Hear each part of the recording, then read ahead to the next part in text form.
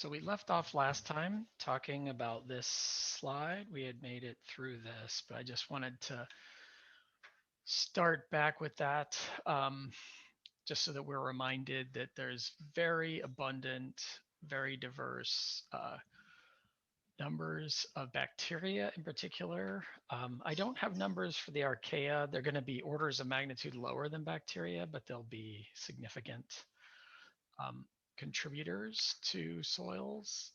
And then on the next slide, we can't forget fungi. Fungi play a large role um, in decomposition. They're so-called saprophytes, right, which is basically decomposers. They play an important role in reducing biomass of like plant material and things like that in many soils, especially forested soils or grasslands. And because they're larger, cells with long, extensive networks of hyphae, et cetera, they can actually have a larger biomass than bacteria in certain soils. And then they likely played a oversized role in terms of the evolution of terrestrial life, particularly plants invading land. Um, as you may hopefully remember, um, before there were terrestrial plants, there were aquatic um, early plants that then had to come out onto land. And it's thought that mycorrhizal fungi, and we're going to talk quite a bit about these when we talk about plant microbe symbioses later in the semester. These mycorrhizal associations were really important in allowing the invasion of land by plants. And then finally, we can't forget other eukaryotes, particularly protists, amoeba, algae, as we've learned about. Okay. So when we talk about soils, and we already talked about kind of the way they're structured and the chemistry of them, the physical nature of them, but I imagine one of the first things that pops into your mind, as it does in mine, is agriculture, right? Farming. Soils, play a really important role for that. Microbes play a really essential role in the role that soils can play, right? Particularly in terms of decomposition and nutrient cycling, right? So they're major players. Without decomposers, we would be, the whole planet would be covered in dead plant material, right? If it didn't rot and decompose and get converted back into CO2. They're also important in generating humus, which is that organic rich material, which makes for very fertile soils. As I think we all know, they play a really important role in nitrogen cycling.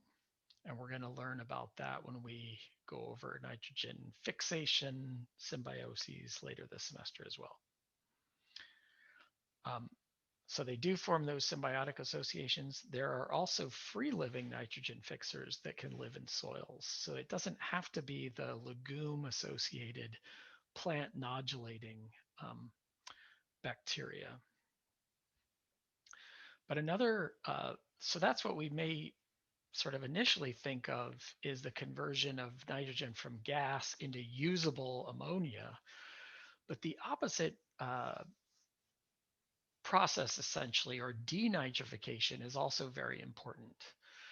And from an agricultural standpoint, this is also really essential. So farmers often spread fertilizer on their fields, right? And fertilizers are often in the form of nitrate. Okay, so if you put nitrate on the soil and you water it, or there's like major rainfall and it floods, if you have anaerobic conditions that develop in a waterlogged soil like that, then denitrification can really take off. So denitrification is the conversion of nitrate back into nitrogen gas. So we call it denitrification because where is that nitrogen going to end up?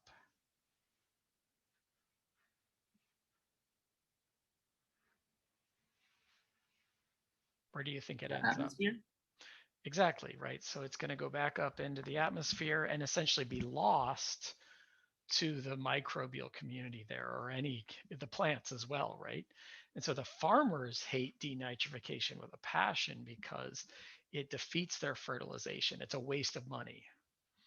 So you never want to fertilize your farm and then have a huge rainstorm. Like, you want some rain to cause it to, go into the soil, but you don't want it to either be nitrified because it's totally anaerobic, or you don't want it to be washed off the fields. Oops. All right.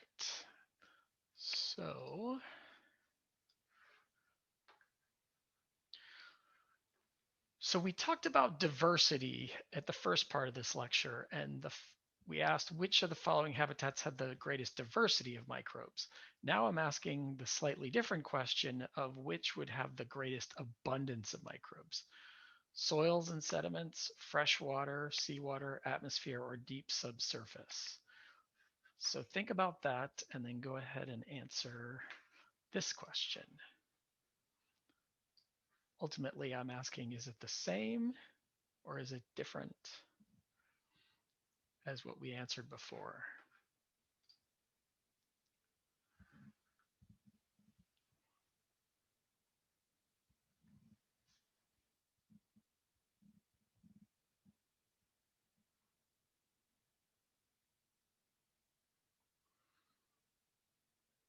Okay, that's about 24 of you. Anybody else want to vote before I close it?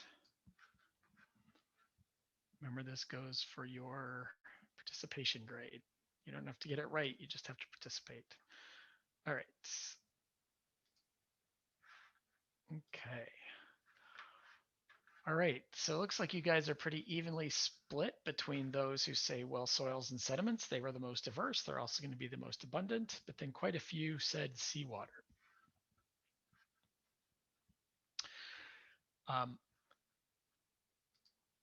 And so it really kind of depends. So somebody who put seawater, why did you put that as your answer?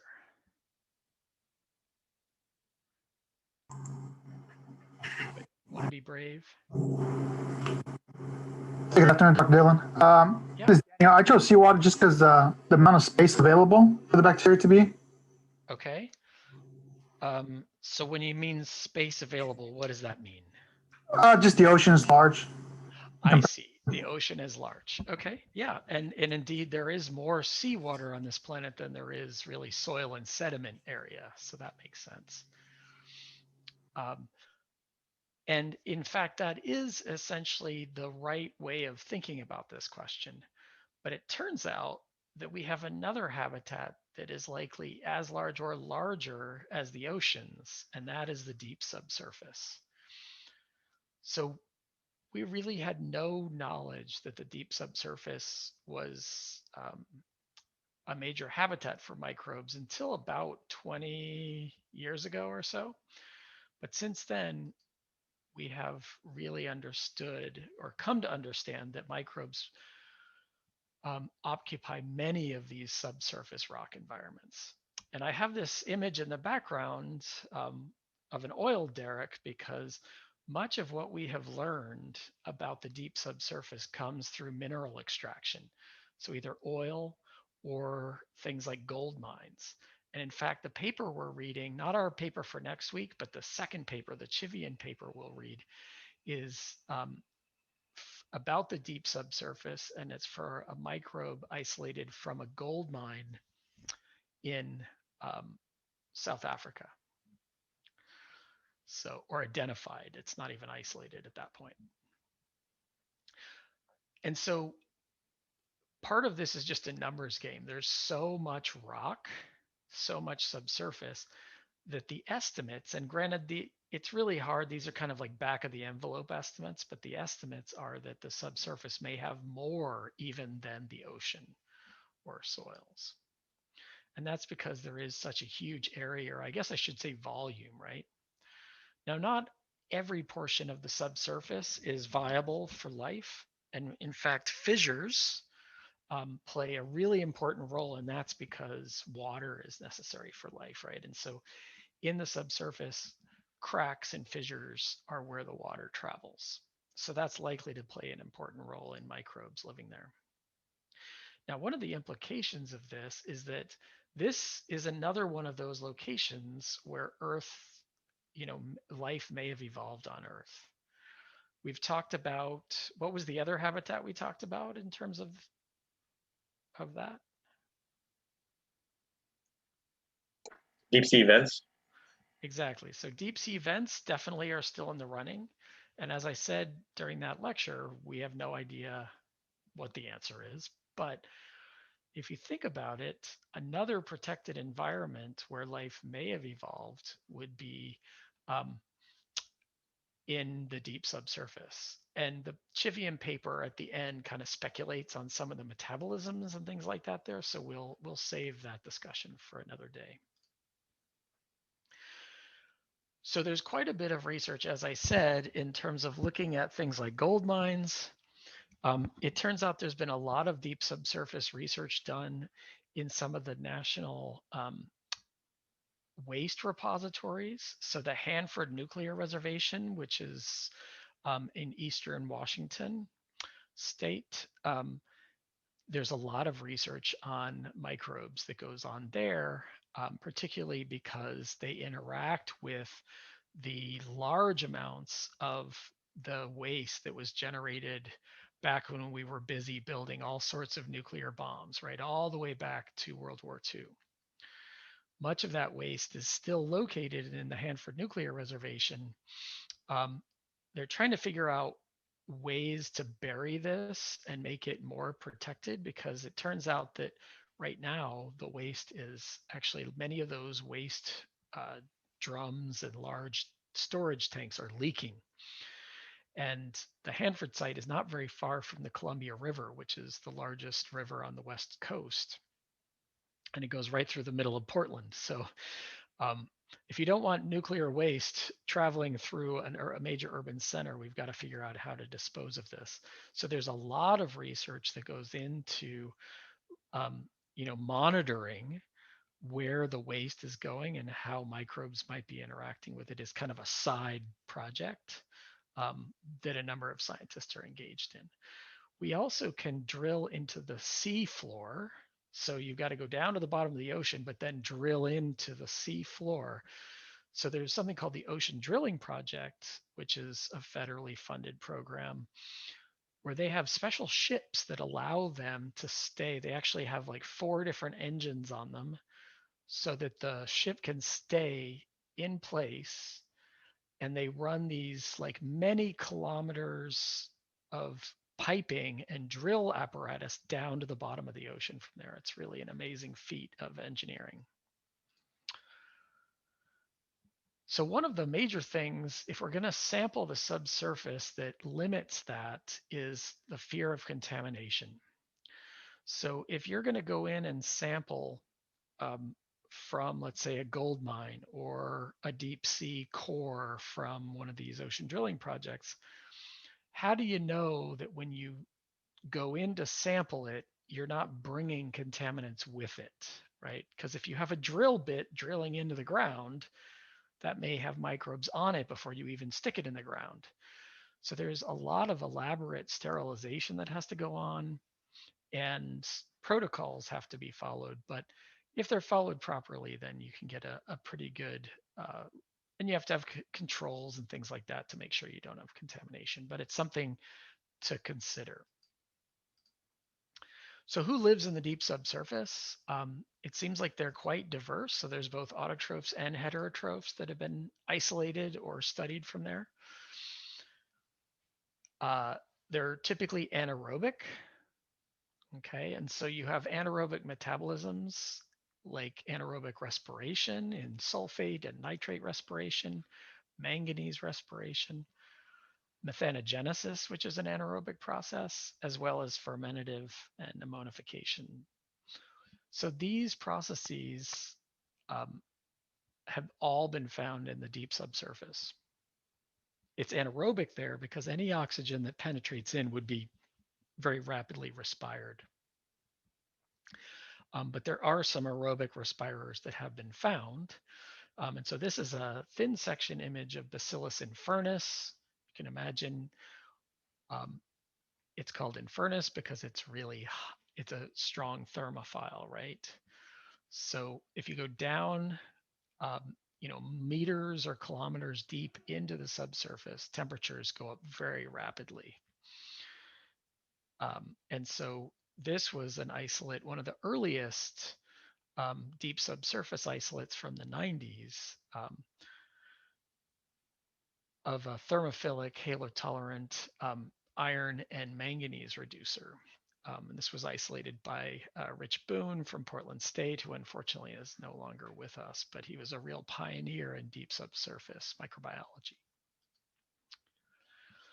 So this is a pretty active area of research. I mean, there's quite a few papers that have come out in a number of groups, including researchers at Princeton, and then the Takai group, which are from Japan, have been real pioneers, particularly in oceanic deep subsurface ecosystems. And so some recent papers that they looked at, they found this acetyl-CoA pathway that if you remember, if you're taking physiology or you remember your biochemistry, is an alternative carbon fixation pathway or can be used as a carbon intermediate pathway. And so they found this to be true in one set of samples. And then the same group a couple of years later published in Science about reverse citric acid cycle as being an important cycle for some facultative chemolithoautotrophs. So that means they don't have to be chemolithoautotrophs. They could be heterotrophic, but they can turn on autotrophy in certain circumstances. And in the deep subsurface, there's probably not a lot of carbon around. So autotrophy is likely an important metabolism. So those are just some examples. And so you can see this is just a picture of their abstract. Looking using phylometabolic evaluation, which is just a fancy way of saying looking at their genes on trees, suggests that this TCA cycle with reversible citrate synthase. So you're running the reaction backwards compared to what you guys learned about in general biology, may be the ancestral mode. And so they actually postulate that citric acid cycle for like what you learned about in terms of respiration may have come later, and that the reverse was the original metabolism that evolved. So it's kind of interesting to think about. All right, so that is it for deep subsurface. Any questions about that before we move on? Dr. Dillon, Yeah. for what would be the benefit to work backwards in the citric cycle? Well, the thing about microbes is they really will exploit any metabolism that they can, right? So you have to have the right conditions. And so in that case, if you're in an environment without a lot of organic carbon, there'd be no reason for you to have a system like the citric acid cycle is for breaking down glucose, right? Right? You've got 6 carbons, you strip them off, turn them into CO2, generate reducing equivalents and ATP all through that process, right? So that you can generate proton motive force and make your ATP and be happy, right? But if you're in a deep subsurface environment, there's not going to be a lot of organic carbon lying around, right? The microbial Big Macs are going to be in short supply, I'm afraid. So on the early Earth, or in these so-called extreme environments where carbon is low, it makes more sense for you to be taking CO2 and turning it into citric acid. So you're taking, it's basically another alternative autotrophic pathway, different from what you guys have learned about in terms of Calvin-Benson cycle, okay? But it basically accomplishes the same thing. You're taking CO2 and turning it into organic usable carbon. Okay, thank you. Any other questions? So in those kind of environments, it probably makes more sense to be an autotroph, a chemoautotroph, right? Because if you're way down in the rock, you don't want to be a photoautotroph. All right. So the next major set of habitats are aquatic habitats. So we'll start with a poll question, and you don't need to know the answer for this. Again, it's basically seeing how much you might know in advance or might be able to guess. So which of the following do you think is most likely to be true? Water near the mouth of a river is always oligotrophic or low nutrients. Water near the mouth of a river is always eutrophic. Algal blooms are more common near the mouth of rivers. Or D, both A and C, or E, both B and C. What do you think is, oops, that's your last one. That's not what we want to do. Relaunch. There we go. Okay, go ahead. So again, oligotrophic is low nutrients, eutrophic is high nutrients.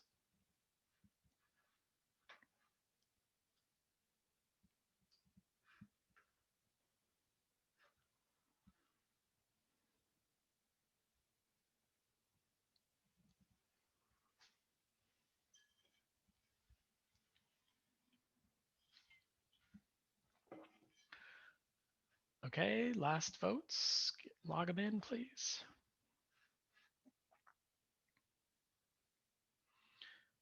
All right.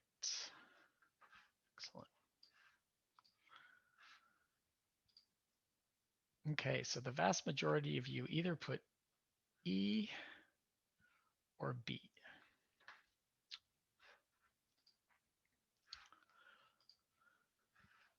And so really none of you thought that they would be low nutrients, and that's likely true. Why is it true that a lot of times at the mouth of river, and I guess I should have defined that, but I think everybody knows where do we find the mouth of a river?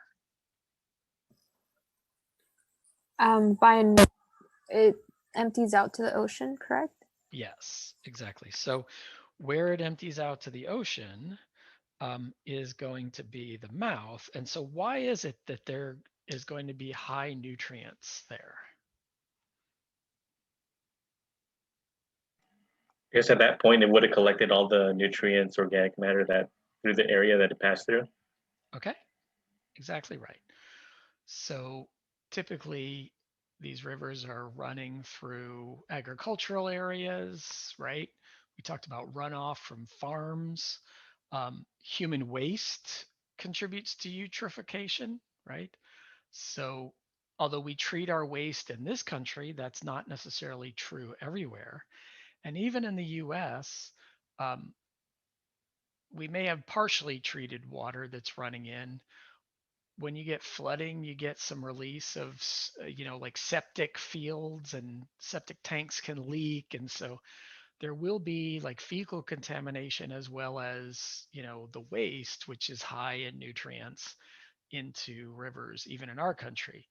But of course, in many developing nations, wastewater treatment is not as well developed as it is in Europe and North America. And so you end up with very high eutrophication. So if you do have a eutrophic, if B is correct, how does that interact with C? I know a lot of you put both B and C were true for E. So how is that connected with algal blooms?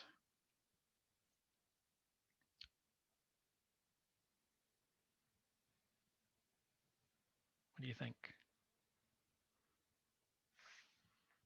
How does eutrophication connect with algal blooms? There's a lot more food for them, so they're able to hit that log phase of the growth a lot faster. Okay, so when you have high nutrients, that's going to feed the algae, right? And so you end up with, and what is an algal bloom, do you think? I haven't really defined that term yet, but what do you think an algal bloom is? Has anybody ever seen an algal bloom, maybe off the coast here? It's a huge like biomass of it could be like dinoflagellates or cyanobacteria that usually Mhm. they're pretty devastating. They can like kill a lot of fish, and, pollute the waters in a sense. Right. So fortunately, we don't have as many toxic blooms here in Southern California, but we do have dinoflagellate blooms that occur, and you've probably seen that. What's the other term we use for that? Thank you, Robin. You said red tide in the chat. So have you guys all had the chance to see a red tide at some point in your life when you go to the beach? It's not very pretty, but that's essentially a marine algal bloom that occurs. It's red because of the pigments of those dinoflagellates. All right, yes. So aquatic habitats make up a huge portion of the surface of the earth, right? Because most of the earth's surface is water, as we've talked about. And so we have a term plankton that you've probably heard before. And that's what we often refer to in terms of these organisms that live in water, right? So you can be phytoplankton, and those would be the primary producers like the algae, the cyanobacteria. But we also have bacteria that live in the water, and they're called bacterioplankton, and they would be secondary producers. They're consuming carbon that somebody else fixed. And then you have zooplankton, and they're often eating the phytoplankton. So they can be a secondary or even a third level or tertiary producer. But what does it mean to be planktonic? Does anybody know that term?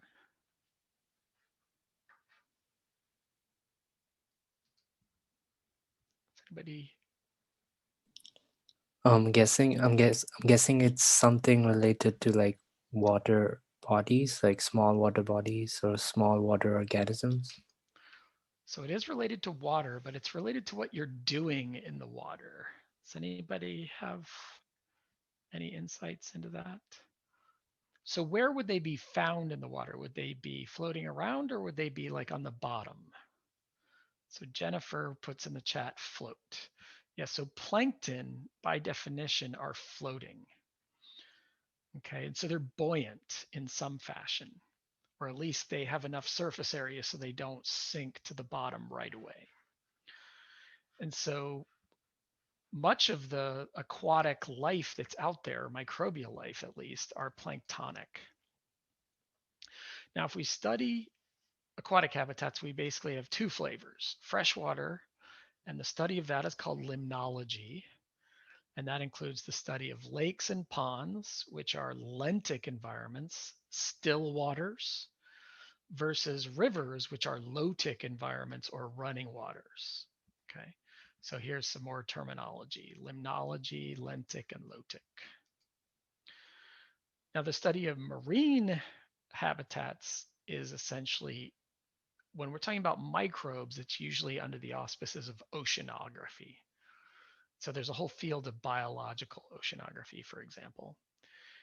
And really, we don't really distinguish, we don't have different oceans per se, but we do have different regions of the ocean. And so typically there'll be oceanographers that study near shore systems, near the coasts, versus open ocean or far away from land. So let's first talk about freshwater habitats. So I know we don't have a lot of water here, but hopefully all of you as a child were able to like look at a stream or like a little creek somewhere, sometime in your life. And did you ever notice that sometimes there's little like water skimmers and things like that that can actually appear to just walk across the water? Have you guys ever seen that before? So the reason that they can do that is surface tension, right? So if you're a very tiny insect, like those water skimmers, and they often have like little specialized hairs on their feet, but they can actually walk on the water in the sense because of the surface tension that's there. What that highlights is that there's actually an entire community that lives at the surface of water bodies. And in freshwater habitats, we call that the Neuston. And so under quiescent or quiet, calm conditions, you can end up with this surface layer boundary forming. And kind of regardless of what the conditions are like, you typically see microbial numbers being orders of magnitude higher at the surface than at depth. Why would that be? Why would we see more microbes at the surface of like a lake? Any ideas? Is it as compared to the deep water? Correct. So why I, would there be more there than in the deep? I think because there's an exposure of air and oxygen on the top of the lake and more sunlight as Okay, well. so the exposure to oxygen might allow, oops, sorry. Are you suggesting that maybe there's more respiration that can occur there? More respiration and the aid of like more organisms who rely on sunlight will also get the sunlight as well. More Yeah, respiration. I would say that's probably the more likely explanation. So it's phototrophs or photosynthetic organisms that can gain light. Remember, I think I've mentioned that water actually absorbs light. And so as you go deeper down in the ocean or a lake, it gets dark. Have you guys ever been in a deep enough water body? And if you dive down, what happens? What does it look like and what does it feel like? Cold and there's no light. It's cold and dark, right? Yeah. So, and that's often just in like a fairly shallow river or lake, right? Often after driving down maybe like a few meters in some cases. So you really are going to limit the photosynthetic input there. And so the numbers tend to be highest at the top. Now, I've already introduced these titles a little bit in that poll question we had at the beginning of class, but I did want to circle back around so I make sure we all are understanding. Trophy is like eating, right? Feeding. So if you have a trophic, if something is called trophic, it means related to feeding that organism. So if you have lots of food, you would be eutrophic, eu meaning true or good. If you have little, then you are oligotrophic, okay? And if you're in the middle, we call it mesotrophic. So this is a really huge issue in fresh water. And so lakes and rivers are classified as being oligotrophic, mesotrophic, and eutrophic. There are very few oligotrophic lakes and rivers left in the world because of nutrient pollution and things like that. Oligotrophy actually was probably even rare before we started spreading fertilizers around all over the world, because naturally occurring nutrients would convert many water bodies into at least this mesotrophic level. But there are some particularly like mountain lakes. And in our state, of course, probably the most famous example of a mountain lake is what? Anybody been up north to our big, beautiful lake that they have those bumper stickers that says keep blank blue? Tahoe. Yes. Thanks, Robin. So, and this is a big issue there. So Tahoe was an oligotrophic lake. It's the deepest lake in North America. It's really cold because it's at such high altitude and it's so deep. And because it's just surrounded by essentially snow-capped mountains, there's not a lot of rivers that run into it or anything. In fact, the Truckee River runs out of it, right? So it doesn't have a lot of naturally occurring nutrients, and so it's oligotrophic. However, as people have built their little ski chalets and their casinos, a lot of people up there, there's not like sewage systems or wastewater treatment. So a lot of people had like septic fields and things, and the waste ended up in the lake. So over time, it's being converted into a mesotrophic lake, which is not great. And the blue color reflects the fact that it is clear, pure water, very deep. But the reason as it gets greener over time, that indicates the eutrophication. And that's because of algae. So when a water body moves from the left to the right on this scale, we see more and more algae. And that tends to decrease the dominance of bacterial communities. But of course, there's lots of bacteria in all of these. They don't really care. It's just different kinds of bacteria would be found in oligotrophic versus eutrophic. So when we talk about these classifications, one of the things that we can do, aside from looking at it and seeing that color change, which can be really telling, but one of the other things is that we can measure how much oxygen demand there is in a water body. And what that refers to is the fact that if you have large amounts of algae, so phytoplankton, bacteria plankton, large biomass, then that biomass can be respired, right? So if you scoop up some lake water and in a bottle, you can actually measure how much oxygen can be consumed by the respiration of the carbon in that bottle. And so there's tests that allow you to do this. And so limnologists go out to lakes and rivers and streams and they measure the BOD. And the higher the BOD, where do you think you are? If you have high BOD, are you going to be over here with the oligotrophic or are you going to be up here with the eutrophic? Which would have higher BOD?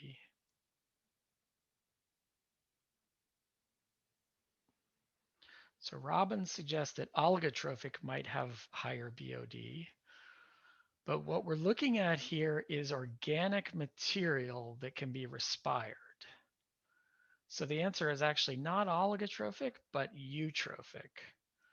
Because with all that algae that grows, which then dies and is respired, as well as it, of course, feeds lots of heterotrophs as well, you end up with more organic material in the lake, and that would lead to more respiratory potential. And so BOD tends to be highest in eutrophic and lowest in oligotrophic. Does that make sense?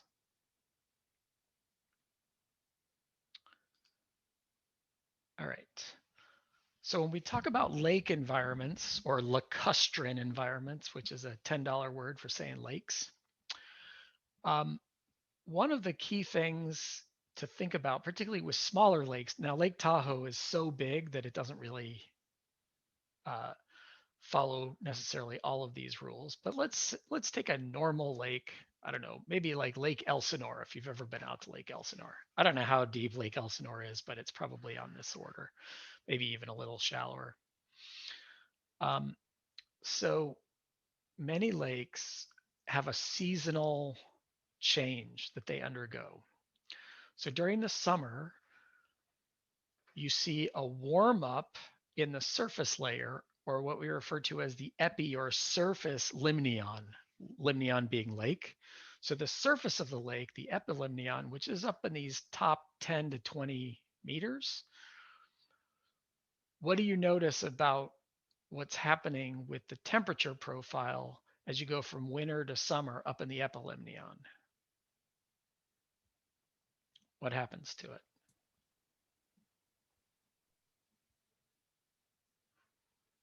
It increases.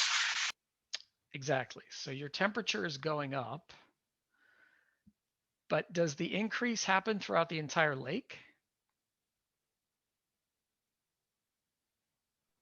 Only at a certain depth. Only at the surface, right? And the reason it doesn't happen down below is because of the establishment of something called a thermocline.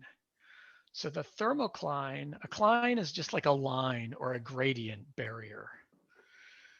So the thermocline is the point in a lake where essentially you have a boundary between the seasonally changing temperatures and the part of the lake down deep where the water always stays the same.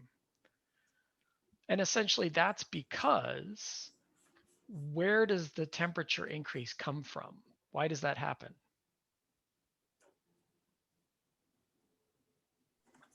More sunlight. Okay, so in the spring and summer, you have longer days growing, right? More sunlight, more radiant heat, and the air temperature is warmer as well. And so what happens is you can warm this water up here, but you can't warm it all the way down here. And so you end up with this temperature gradient and a boundary layer that forms, which is called the thermocline. Up here, everything is mixed. Down here, there's not really much mixing. Up here, things are warmer. Down here, things are cold and kind of stagnant. Okay. So that's what happens as you go longer into the summer. But then as you go into fall and move back towards winter, what do you think happens? Oops. It doesn't become too cold. It does become Well, cold, but then it uniforms itself. right. So what's going to happen is essentially this line here will relax and move back towards this, right? And in the fall, then what can happen are turnover events. You can actually get turnover events in the spring and the summer, spring and the fall. But particularly in the fall, what happens is as the temperature comes back down, eventually it reaches equilibrium. So the temperature is the same at the surface as it is at the bottom. And when that point is reached, you have thermal equilibrium throughout the entire lake. And if you have a fairly strong like storm or wind event, what that can do is cause the entire lake to mix, or what's called turnover. Okay. And so this would mix everything from the bottom of the lake up to the top. Now with really deep lakes, like I was saying, like Tahoe, you would never end up with thermal equilibrium necessarily. So this is really more for lakes that would be shallower. Question? Oh, no, sorry. Oh, okay. So you end up with just this turnover event happening in more shallow lakes. And then of course in the winter, up here at the very surface, it can go down to 0. And that would be not in California, unless you're in the mountains. But basically this would be, oops, this would be where you have winter conditions. Okay. All right. So are we all clear on stratification and how that works? So it essentially is a change in the temperature in the lake, but that leads to profound changes in the mixing profile of a lake. And that also then has indirect effects on nutrients. So if we look at the next slide, what you can see is that when you have a thermocline established, so again, what time of year would this be?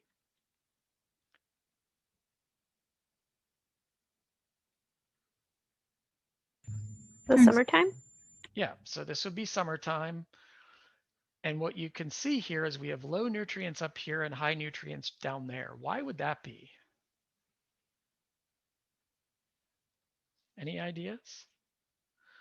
Why would you end up with lower nutrients at the surface? Like, especially like in late summer.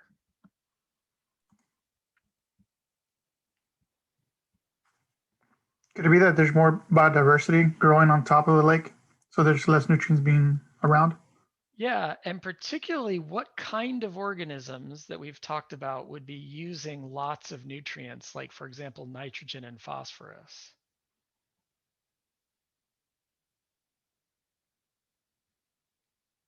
What Like kinds of, say again, Cecilia? autotrophs? Exactly. So we already established that up at the surface of lakes, that's where you're going to find higher numbers of microbes, but especially autotrophs, right? Like algae. So over the course of the spring and summer, you often have a sequence or a series of blooms. everything from cyanobacterial prokaryotes to eukaryotes like green algae or diatoms or any number of different groups. We'll look at some pictures later, probably the beginning of next lecture, that show some pictures of different groups of algae. But what happens is over the course of that summer, because there's no mixing of the water from down here, which has high nutrients, right? You end up with the nutrients get consumed at the top of the water column, okay? The other thing that you'll notice from this is that oxygen levels are pretty normal above the thermocline, but you can end up with very low O2 levels below in the hypolimnion. This is particularly true if anaerobic processes like sulfide production dominate. So sulfide is the product of sulfate reduction. And so if you end up with anaerobic conditions in the sediments, which is very common in any lake, sulfide gets produced, it gets released into the water, and then because of this thermal mixing barrier, the water down here is kind of stagnant, like I said. And so the sulfide builds up. And if you know anything about redox chemistry, sulfide and oxygen hate each other, right? So oxygen wants to oxidize sulfide, sulfide wants to reduce O2. And so you'll see that there's like this is where the equilibrium is reached between oxygen and sulfur. Up here, we have oxygen present, and down here, we have none. So this is very common when you have strong stratification. And that's the term that's used for having a thermocline like this, is stratified. So you have very clear differences between the surface, the epilimnion, and the hypolimnion down below. Does that make sense? Any questions about that? So what impacts do you think that might have on the microbes that live in these different parts of the lake? I have a question. Just Yeah. to get clarification on this table or graph. So the green line is the sulfide, the red is temperature, and the blue is oxygen. Correct. So oxygen is high up here and it goes down. Sulfide is low and then it goes up as you go down. And then the temperature is, this is that profile. Yep. Okay, got it. Yep. So how might this impact the microbes that live up here versus down here? What do you think? Any thoughts? Is it low and high BOD, the difference in demand for oxygen? Well, you could have differences in BOD. So typically what happens is the algae bloom up here, they grow, and then where do you think the algae end up?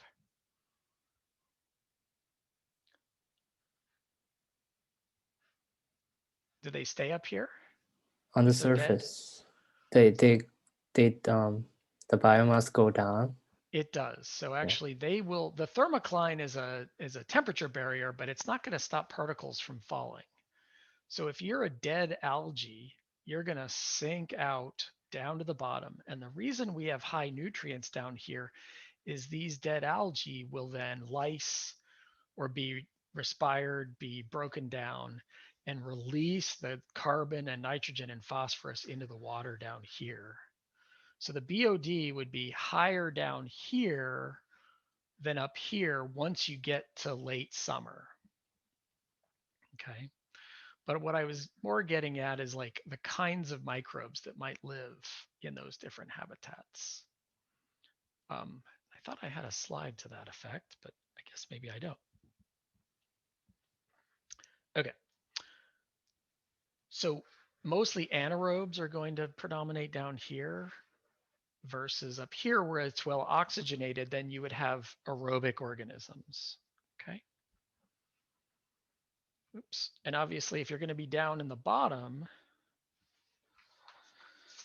if you're going to be in the bottom of the lake, you've got to be cold adapted and dark adapted.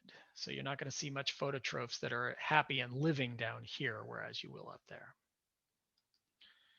All right, now rivers are a completely different environment.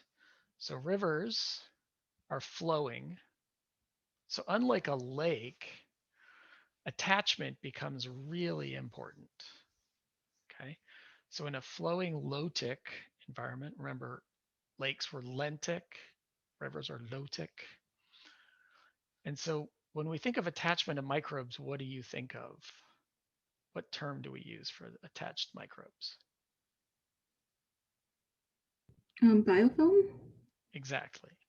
So biofilms are going to play a very large role in rivers.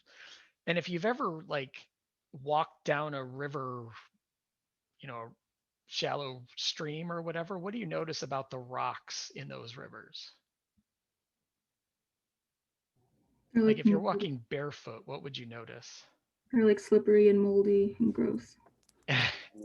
Yeah, probably not mold, but probably mostly algae. But yes, there will be lots of biofilm, which may feel kind of gross on your feet. But of course, from a microbial perspective, we love it, right? So, all right. So remember that term I introduced before, allochthonous? So that is allo from or foreign from outside. So a lot of the material that comes in a riverine environment came from somewhere else. And so many of these were terrestrial microbes that ran off when you had like a rainstorm. So you get the runoff of nutrients, but you also get washing out of the microbes from, say, the soils. And so what you end up with is a combination of nutrients and cells and particles, and all of this then ends up in the water. And so you end up with what we call POM and DOM. So POM are particulate organic material, and so that's like cells. But then we also have dissolved organic material, and that'd be like lysed cells that have released their carbon or organic material back into the water, or rotten vegetation, decomposed plant material. All of this can contribute to what we call the dissolved organic material, or DOM. DOM is something that a lot of river researchers study because it really is indicative of what's going on in that river. Now, rivers typically have different sections, or what the hydrologists call reaches. So the upper reach is often fast flowing, has a rocky bottom, well oxygenated, usually cold water, because where do we find these upper portions usually? Like where were the, yeah, in the mountains, right? And so you've got steep vertical gradients, rocky. You're not going to see a lot of slippery algae bottoms as much there if it's really cold water, because it won't grow as well. It may be forested, so the primary production is going to be lower. You get a little bit lower into the valleys though, and so the water tends to warm up a little bit. It slows down as the sort of vertical gradient levels out a little bit, and so you increase primary productivity in the middle reaches of a river. And then in the bottom part of the river, you end up with what we refer to as the estuary, okay, or where the river meets the land, or meets the ocean, excuse me. And so often the flow gets much slower. This is where you may see deposition. So up here in the upper reaches, you're going to end up washing things away. Down here, especially if it's a large river, the water may be a net depositor. And so this is why if you go to places where there's, you know, like the Nile River or the Mississippi River, right? In those very fertile farmlands, those are going to be down in the lower portions of where the river is. And there's often lots of the rich nutrient and carbon and dissolved organic material that gets precipitated out as silt and mud. And so that, you know, has a profound impact. And that's why agricultural, you know, the origins of agriculture were founded in river valleys like the Mesopotamian River Valley in the Middle East. because you get the deposition of all this really nutrient rich stuff there. And then that's good for farming. But of course, it's also going to be good for microbes. Then where you have the interaction of the freshwater and the seawater, that leads to some pretty serious changes of the microbial community. All right, so let's have another poll question. So thinking back to the stratification piece that I talked about with lakes. So what was stratification mainly driven by? Would it be driven by rainfall, decreasing temperature in the late fall and winter, increasing temperature in the late spring and summer, or both A and C, or E, all of the above? So let me see if I can get the poll going again. All right, go ahead and vote. So which is going to be the main drivers of stratification in a freshwater system? What do you think?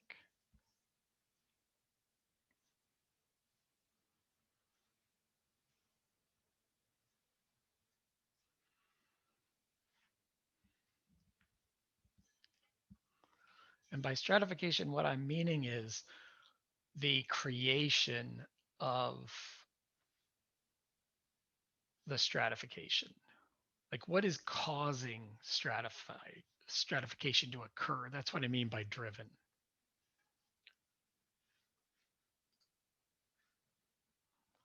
So I think you can change your answer if you want to, if you were a little confused. All right, anybody else? Okay.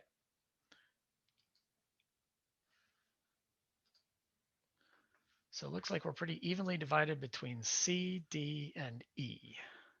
All right. All right. So rainfall events. So it would have to be a really large rainstorm for it to be impacting stratification, but would falling rainwater cause stratification to happen? Why is that not a correct answer, A? Maybe let me rephrase it that way. In fact, rainfall might disrupt stratification. Why would that be?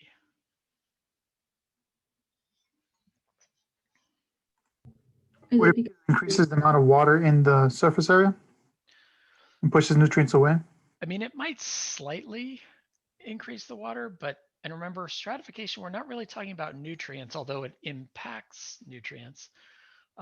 Robin writes in the chat that it decreases the temperature of the water. Yeah, so if anything, rain is going to lower the temperature. Is that going to cause stratification if you lower temperature? It would actually have the opposite effect, because what is required for stratification to occur? You're essentially establishing that, what was the boundary layer called again? Thermocline. The thermocline. So you can't have a thermocline be established unless you're doing what to temperature?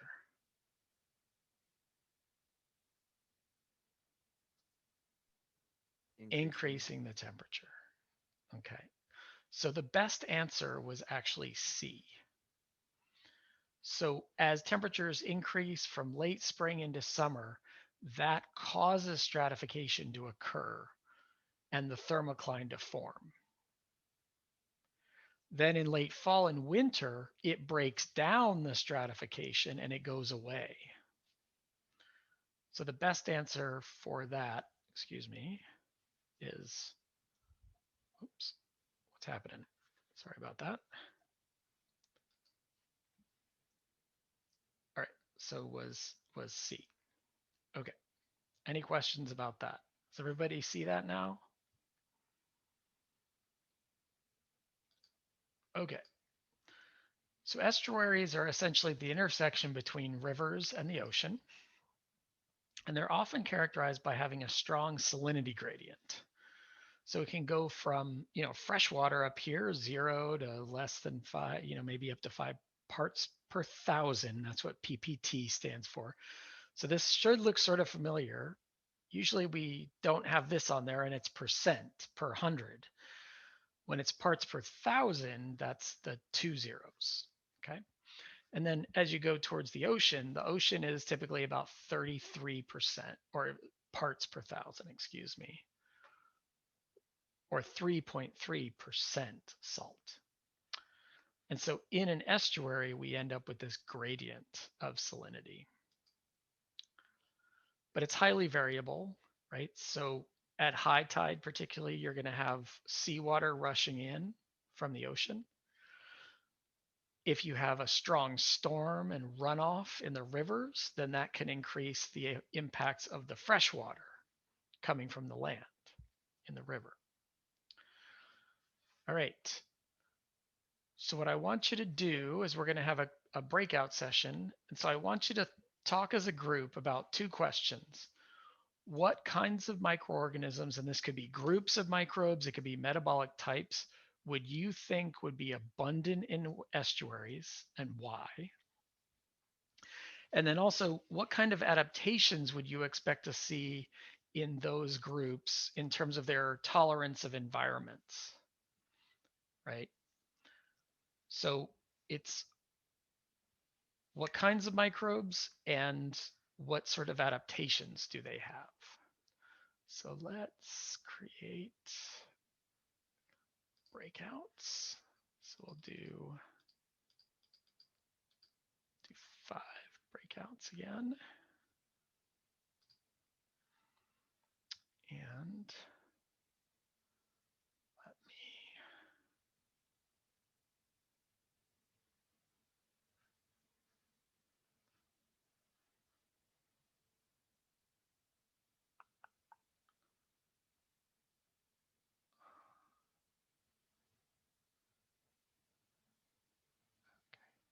looks like we're not there, so we're just going to open those up.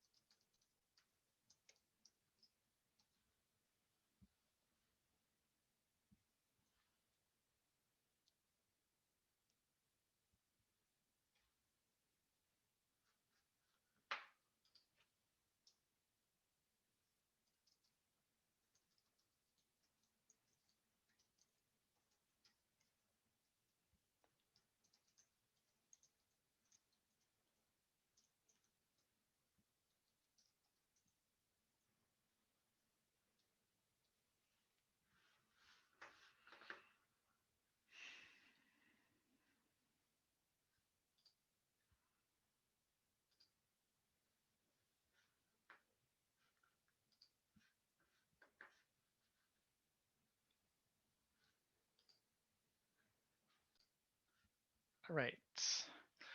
So who wants to share what you guys talked about? What kinds of microorganisms would you think would be abundant there?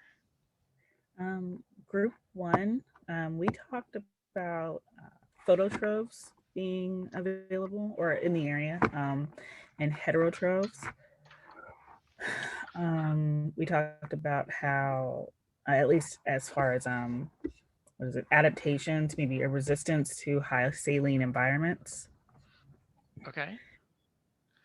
So would you expect that they would be more resistant to high saline than those found, like, say, out in the ocean where it's even saltier? Or what did you guys think? Or did any other group talk about that? I don't know if we said like resistance, but we said like they have like a wider range that they can like tolerate. Right. Remember we used that term tolerate or tolerant versus like a halophile would love really high salt, but maybe if you're halo tolerant, you could do freshwater and saltwater. And remember we had those terms, the steno and the uri. Euryhaline? Yeah, so euryhaline is probably a good term to use for these microbes because they probably tolerate everything from freshwater floods to high tide when the seawater comes rushing in, right? So did other groups talk about types of microbes? Like what kinds of things would microbes in an estuary do? Like what would their jobs be, do you think? Like from a metabolic standpoint or a functional standpoint? Like what do you associate with estuaries?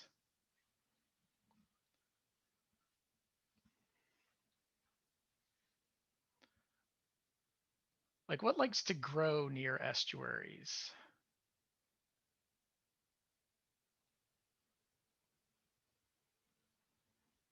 Algae? There'll be algae, but what other kind of photosynthetic organisms, not necessarily microbes, do you see a lot of in that area?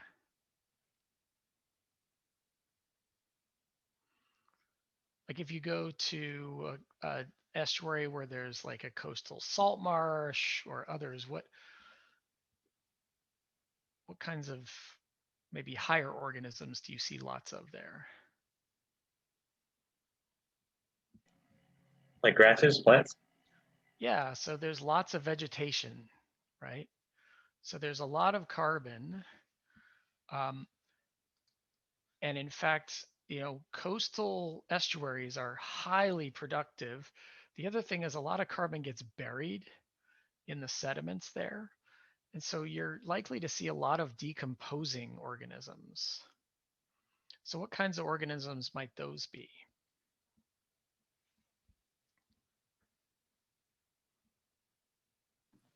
Is it saprophytes? Okay, so we talked about that in terms of fungi, but you could also have saprophytic bacteria as well, like cellulose degraders and plant. Any other groups talk about different kinds of organisms they might find there or adaptations?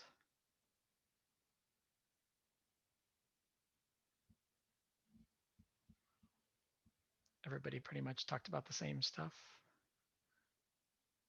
Okay. All right. So I think I'm going to stop there because that pretty much completes the freshwater portion. And when we pick up next time, we'll talk about the ocean and what's called the pelagic environment. And that's just sort of shown here. So I'll just give you a little preview. So we use some of the same terminology. Remember we called it the epilimnion in the ocean. These are pelagic environments. And so we call it the epipelagic instead of the epilimnion in the ocean. Instead of the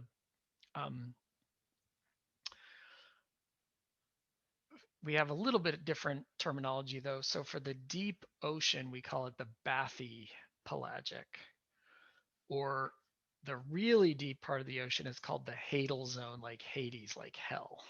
That was because the early oceanographers, right? It was a big black box, literally, and they didn't know, but they assumed it was like going to hell if you went down 4 kilometers into the ocean. So of course, in the epipelagic, you're going to end up with warm temperatures, high light, just like we saw in the epilimnion. Okay. But one of the distinctions that I mentioned earlier is that you have near shore versus out in the open ocean. Typically near shore have higher nutrients, whereas the open ocean has much lower nutrients. And why would that be?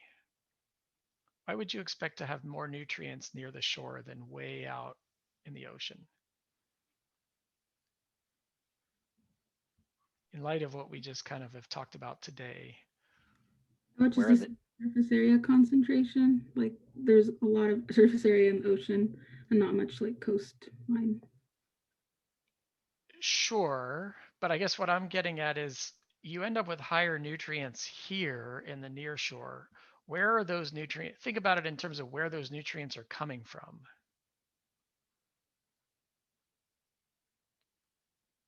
Rivers. Yeah, much of this would be the weathering of the land and the pollution or eutrophication coming from rivers. So you almost always, even if we didn't have human impacts at all, there would be higher nutrients near the coasts, near the land. But of course, with human impacts, it's even more pronounced.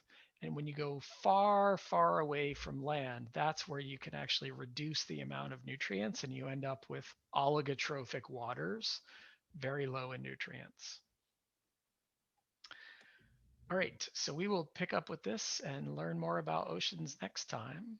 And then we'll transition into talking about the extreme environments as well. So don't forget to do your paper summaries. You should be checking out those papers, reading it, maybe starting this weekend, because remember that's due next Wednesday. Any questions about today's lecture or anything?